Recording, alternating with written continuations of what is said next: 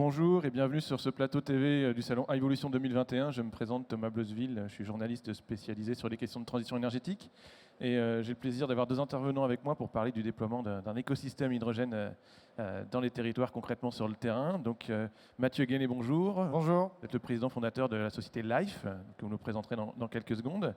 Et Alain Leboeuf, bonjour. Bonjour. Vous êtes le président de la société d'économie mixte Vendée Énergie. Et vous travaillez donc avec Life et on va voir en quoi et surtout où vous en êtes. Alors Mathieu Guéné, peut-être juste brièvement, je sais que vous avez l'habitude sûrement de l'exercice, que vous pouvez nous rappeler le métier de Life et surtout où vous en êtes dans le déploiement de vos projets. Life est un producteur d'hydrogène, c'est-à-dire qu'on investit dans des usines de production d'hydrogène et on va commercialiser tous les kilos d'hydrogène qui sortent de ces usines. La particularité de Life, c'est de produire un hydrogène écologique. Comment le produit-on? On connecte directement la machine qui produit de l'hydrogène, l'électrolyseur, on le connecte directement aux énergies renouvelables. Ainsi, on est sûr que l'énergie qui alimente cet électrolyseur est verte, écologique. Et donc, l'hydrogène qui est produit en sortie de nos usines, compressé, purifié, livré chez nos clients qui distribuent de l'hydrogène pour la mobilité, pour les bus, pour les camions, on est sûr que cet hydrogène est renouvelable, vert, écologique. Alors je sais que vous avez eu plein d'actualités récemment. Il y a quelques semaines, vous avez annoncé une levée de fonds. Je crois que c'est 50 millions d'euros. Tout à fait. Est-ce que vous pouvez nous dire pourquoi faire? Pourquoi 50 millions? Parce que j'avais envie d'avoir 50 millions. C'est un bon début. C'est un bon début. On a besoin d'avoir des gens qui développent les sites partout en Europe. C'est important pour nos enfants, pour la transition énergétique, pour arriver à diminuer de 55% en Europe nos émissions de CO2, pour arriver à diminuer de 70% au Danemark nos émissions de CO2, il faut que ça se déploie vite, partout. Pour que ça se déploie vite, partout, il faut qu'il y ait des gens qui évangélisent, qui disent ce que c'est que l'hydrogène, qu'il est tout à fait possible de le faire aujourd'hui dans des conditions techniques et économiques qui sont bancables. Et donc, cette levée de fonds va financer l'équipe de Life qui dit ça, qui fait sortir les usines. Ça, c'est 2/3 de la levée de fonds. Et 1/3 va financer les usines. Et sur ce tiers, on va faire levier avec des banques, avec de la dette. Donc, ce n'est pas uniquement 20 millions d'euros qu'on investit dans des usines, c'est beaucoup plus, c'est des centaines de millions d'euros. Alors justement, ces usines, il y en a combien en projet aujourd'hui? Aujourd'hui, on a une usine qui tourne, qui démontre notre savoir-faire technique, technologique, et notre savoir-faire commercial, d'aller vendre tout cet hydrogène. Et on a au total 60 projets partout en Europe. Et avant-hier, on a annoncé le lancement d'une usine de 124 MW au Danemark, puisqu'on a reçu 30 millions d'euros de subventions de la Commission européenne pour faire le plus gros site d'électrolyse du monde. Alors juste pour boucler la dernière actualité, je crois que vous avez annoncé un partenariat avec Plug Power. Comment ça s'inscrit dans cette dynamique? Toujours plus d'hydrogène, plus vite, partout, plus vert, plus écologique, plus économique. Avec Green Hydrogen System, on le fait au Danemark à échelle de 124 MW. On le fait en Italie, on le fait en Allemagne. Et avec Plug Power, on le fait à hauteur de 300 MW d'ici 2025, partout en Europe, avec comme ambition d'avoir un site de 1 gigawatt identifié avec une préétude, une ingénierie qui est faite d'ici 2025 sur un site d'1 gigawatt. Alors tout ça fait beaucoup de projets un peu partout en Europe. Alain Leboeuf, comment la Vendée se retrouve dans cette aventure? Écoutez, vous voyez un petit peu la motivation du directeur de Life, eh bien, nous avons la même. C'est cette motivation que nous avons l'un et l'autre pour essayer justement non seulement de produire, comme Mathieu vient de le redire, mais maintenant il va falloir consommer. Et il va falloir des acteurs. Et moi, en tant qu'élu local, élu départemental, eh bien, nous allons montrer l'exemple. Comme Mathieu vient de le dire si bien, nos enfants, il faut qu'on prépare le terrain. Nous sommes un département avec 250 km de côte. Si on continue à parler de cette élévation des niveaux des océans, nous serons les premiers confrontés. Et donc, voilà pourquoi un département comme le nôtre, qui ne subit pas des pics de pollution comme à Lyon, à Paris ou ailleurs, nous aurions pu nous en désintéresser. Non, on s'y intéresse très concrètement parce que nous le savons, l'enjeu est majeur. Et donc, nous allons concrètement nous retrousser les manches pour utiliser cet hydrogène produit en Vendée. Il sera aussi consommé en Vendée. Alors concrètement, justement, vous en êtes où de vos travaux avec Life? Alors très concrètement, donc ce partenariat, il a commencé très tôt. C'est des actifs de production que nous avons, Vendée Énergie, propriétaire de ces éoliennes. C'est un parc éolien, du coup. Un parc éolien particulier. Et donc c'est cet accord que nous avons trouvé d'emblée avec Mathieu et cette belle entreprise Live pour dire oui, tout à fait. Nos électrons, plutôt que de les réinjecter sur le réseau, eh bien, on veut cette expérience chez nous pour produire de l'hydrogène. Donc ça, c'est la première partie, en quelque sorte, de ce partenariat avec Life. Et puis, Ça fonctionne. ça fonctionne. Voilà, et nous sommes fiers avec Life, avec toute l'équipe de Life. Et puis maintenant, eh bien, il nous faut consommer. Donc très concrètement, eh bien, le syndicat d'énergie qui représente toutes les communes de Vendée eh bien, est allé là aussi évangéliser, expliquer à nos communes qu'il va falloir que ça commence par nous. Parce qu'on entend bien les contraintes économiques pour nos entreprises. Lorsqu'on lance une filière, eh bien, effectivement, il y a des coûts au départ. Et donc, c'est à nous, les élus, et je l'ai dit X fois à France Hydrogène lorsque j'étais encore, enfin, puisque j'y suis toujours, quand on a créé ce groupe d'élus ambassadeurs de l'hydrogène en France, l'hydrogène passera par les territoires. Et donc, c'est à nous de montrer l'exemple. Concrètement, eh bien, nous allons inaugurer notre première station-service dans quelques jours, 700 bars, qui distribuera donc cet hydrogène vert produit chez nous. Il sera situé où? Et qui sera situé à La Roche-sur-Yon, sur un site d'ailleurs emblématique. Lorsque Michelin a dû restructurer ses usines, eh bien nous avons une belle usine en centre-ville, j'allais dire, et sur le bord d'une 2x2 voies. Et donc cette station ouverte à tous, publique, visible, et d'ailleurs avec le petit clin d'œil, elle sera juste en face. Les stations du 19e siècle, nous on est déjà sur le 21e. Et alors, est-ce qu'il y a un plan de déploiement d'autres stations, du coup, sur le département après? Alors tout à fait, effectivement. Donc le sujet, c'est qu'on a arrivé à convaincre un certain nombre d'élus de passer tantôt acheter une, deux BOM, ben ordures ménagères. Vous avez vu des exemplaires ici. Acheter un bus, deux bus, les Sables d'Olène aussi, un bateau. Et donc concrètement, nous sommes en train d'essayer d'implanter donc sur chacun de ces territoires, eh bien, de la distribution d'hydrogène. Première station, c'est La Roche-sur-Yon. La deuxième, ce sera les Sables d'Olonne. Nous sommes en train d'imaginer donc sur Saint-Gilles-Croix-de-Vie aussi que des villes qui font rêver, puisque dans un département touristique comme le nôtre, vous êtes toujours les bienvenus. Et bien alors concrètement sur le terrain, comment ça se passe? Est-ce que vous constatez des freins au déploiement? Et de quel ordre ils seraient? Oui, alors des freins, mais il y a surtout aussi beaucoup d'envie, beaucoup de détermination.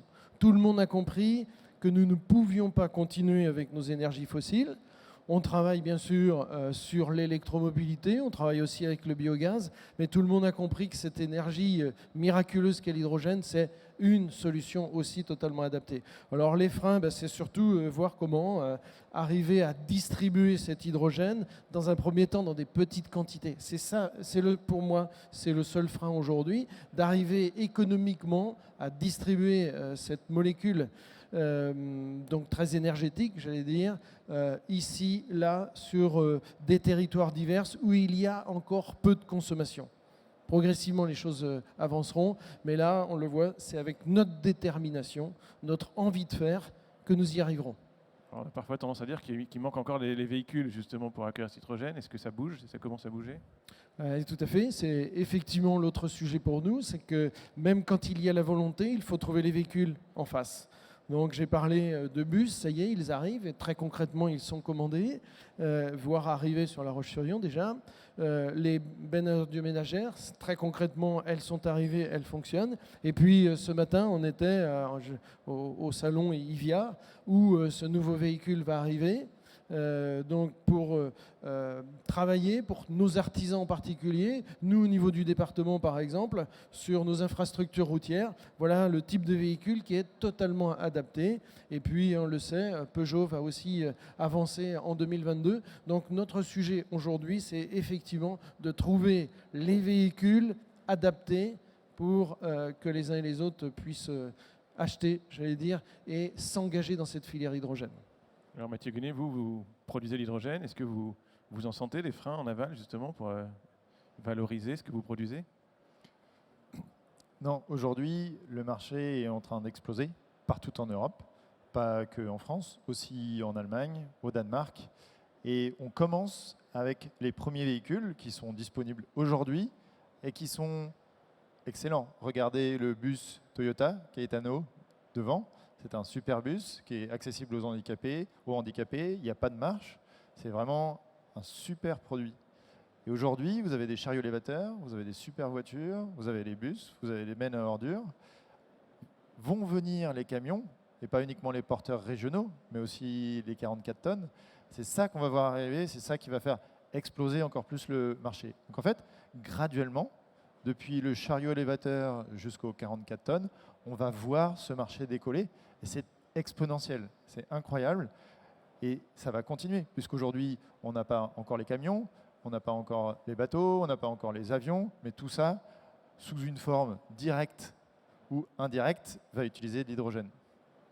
Et pour produire l'hydrogène, justement, comment vous arrivez à vous positionner en termes de coût? C'est souvent la question qui est soulevée aussi. Dans votre modèle à vous, énergie renouvelable plus hydrogène, comment vous vous positionnez? On se positionne bien.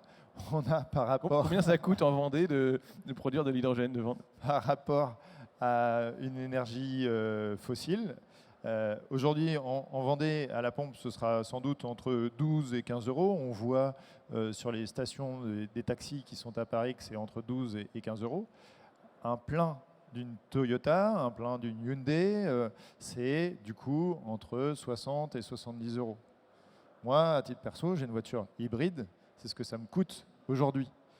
Donc c'est quand même génial de se dire que dès aujourd'hui, le plein ne va pas coûter 10 fois le prix. On est dans le bon ordre de grandeur. Et ça va baisser, ça va baisser. On va arriver à 7 euros à la pompe pour les transporteurs. On va y arriver. Quel on y horizon? est déjà L'année prochaine, on va inaugurer la première tranche de notre électrolyseur de 124 MW. La première tranche, elle fait un peu plus de 10 MW, elle fait 12 MW. Là-bas, au Danemark, on arrive déjà à des coûts dès l'année prochaine qui sont de cet acabit-là. Sur un projet, typiquement en France, les grands déterminants du coup, c'est quoi? C'est le coût de l'électricité. Il faut savoir que dans les coûts opérationnels d'un site de production d'hydrogène, 70% des coûts sont de l'électricité. Donc si on a l'électricité renouvelable à 30 euros ou si elle est à 60 euros, c'est prépondérant dans le prix de l'énergie. Aujourd'hui, on connaît tous le prix de 42 euros le mégawattheure en France parce que c'est un prix qui est réglementé. En Europe du Nord, on est aux alentours de 30 euros. Un peu moins par-ci, un peu plus par-là, mais c'est ça. Donc forcément, c'est moins cher. Et du coup, de vos autres projets, vous avez parlé d'une soixantaine de projets. Voilà. Ça reste ce même modèle que déployé en Vendée. C'est réplicable assez facilement ailleurs? C'est tout l'intérêt de l'hydrogène, c'est que aussi bien pour les piles à combustible, on peut répliquer facilement la pile à combustible dans un camion, dans un chariot élévateur ou dans un bus. L'électrolyse, c'est pareil. On a une usine en Vendée. Si on doit faire 10 fois plus d'hydrogène pour alimenter une ville qui est 10 fois plus grosse que La Roche, on fait x10 au niveau du nombre d'électrolyseurs. Donc c'est complètement modulaire, réplicable, scalable, comme on aime bien dire en bon français. Et le couplage avec les éoliennes ou les énergies renouvelables en général, ça se fait assez facilement? Vous trouvez les sites? Oui, on trouve les sites. Rendez-vous compte, on a une connexion directe au Danemark. C'est 124 MW d'électrolyseurs en connexion directe aux énergies renouvelables. Souvent, d'ailleurs, ça aide le développement des énergies renouvelables que d'avoir un petit coup d'hydrogène parce que on a besoin d'une liaison au réseau qui est un peu moins forte. Donc, il y a des champs éoliens. On a des champs en Champagne, par exemple, qui sont bridés en termes de puissance parce que le réseau n'est pas assez puissant. Aujourd'hui, il faut savoir qu'on a des projets en mer du Nord, par exemple. En Allemagne, il y a quasiment 20% de l'énergie qui n'est pas utilisée parce qu'il y a des problèmes entre l'intermittence des éoliennes et l'utilisation au niveau du réseau. Là, l'hydrogène peut tout à fait valoriser cette énergie qui n'est pas produite, qui n'est pas utilisée. Dans le cas présent, on est à terre, donc comme vous l'avez dit, on est sur un territoire. Vous avez parlé du rôle des élus à mobiliser. Est-ce que vous arrivez déjà en Vendée à mobiliser les acteurs, au-delà même des élus, un peu à créer cet écosystème des usages? Alors, justement, dans la mobilisation, là, vous êtes en train d'évoquer un sujet avec Mathieu qui est important. Très concrètement, quand on parle des éoliennes qu'on voit dans nos paysages, etc., quand on est en train d'utiliser ces éoliennes pour produire une énergie qui nous permet le déplacement, on est en train de donner du sens, j'allais dire, à ce qui peut, comme diraient certains, abîmer nos paysages. En tous les cas, on est en train de prendre soin surtout de notre avenir commun.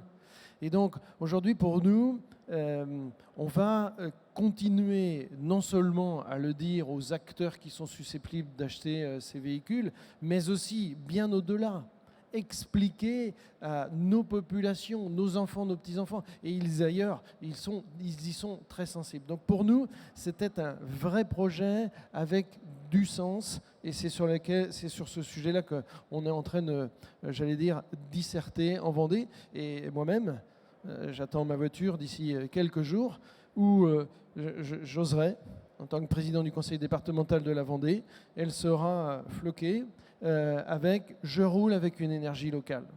Excusez-moi, je suis vendéen, donc on mettra une énergie vendéenne.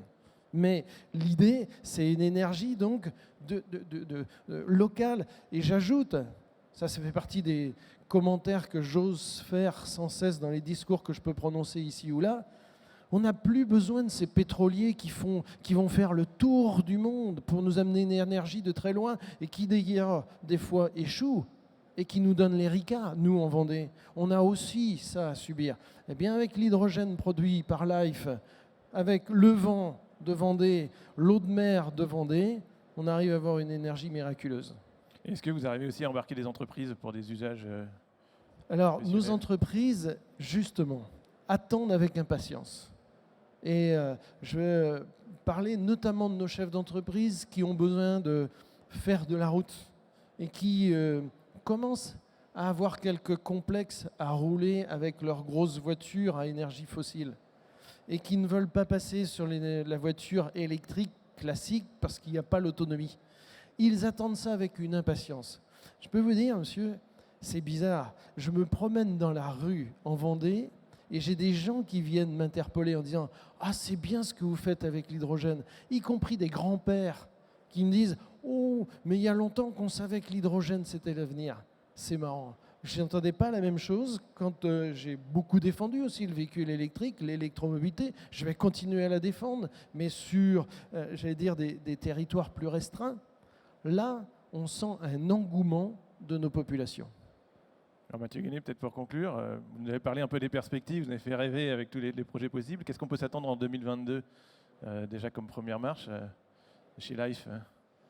On va produire de l'hydrogène en mer à partir d'éoliennes flottantes.